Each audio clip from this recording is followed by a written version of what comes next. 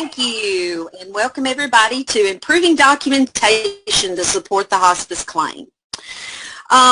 Just to let y'all know that we do have some learning objectives today, and I'm not going to read some of this stuff to you because you all have access to it.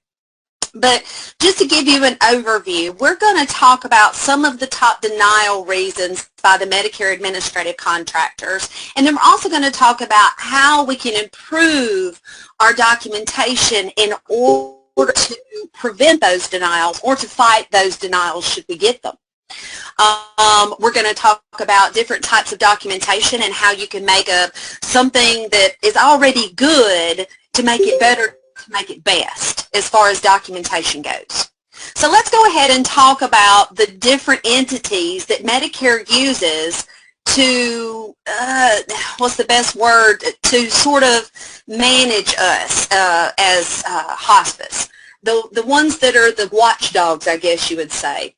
All of these are different contractors, so when I use different abbreviations throughout this presentation, I wanted to kind of give you an overview of all the entities that are actually looking at us and kind of give you an overview of what it means when these particular contractors are sending you requests for additional information.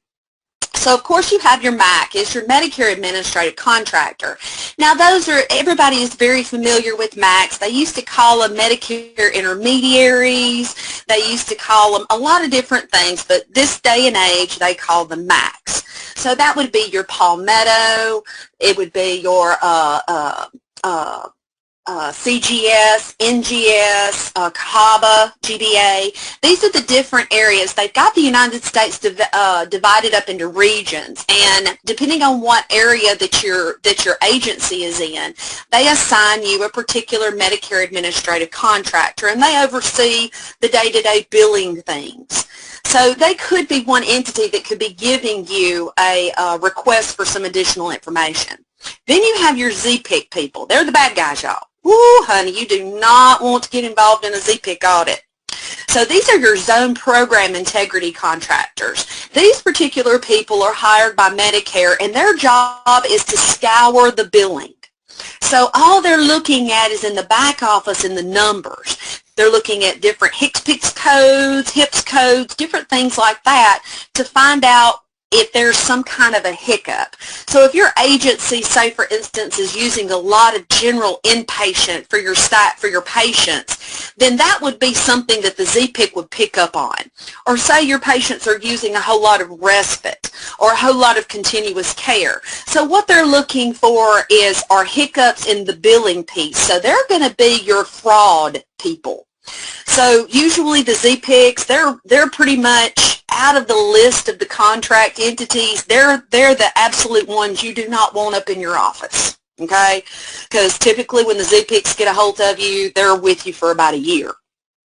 Then you have the RACs. These are the Recovery Audit Programs. Now these are situational. What Medicare does is they send things that they've identified or trends that they've identified through billing, through documentation, through the Medicare Administrative Contractors, things that they've found.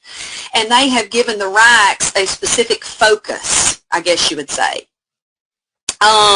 Then you would have